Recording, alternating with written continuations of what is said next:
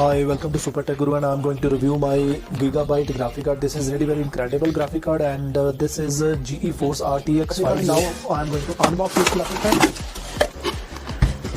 So this is the box for my graphic card, and this is for unboxing. See, first we get the user manual and warranty card for this graphic card.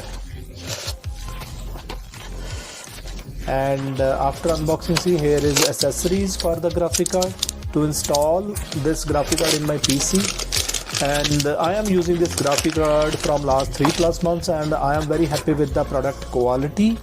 And see, here is wires to connect, cables to connect with my motherboard and accessories. And here is my main unit.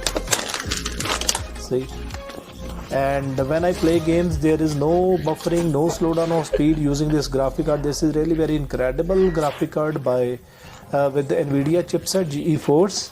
And here is my main unit, see, graphic card. And see, this is Gigabyte with the billions of microprocessor here in the chipset. And very good model, and this never hurts when I play games or edit my videos on this GPU. And see, this is GeForce RTX, see, all around.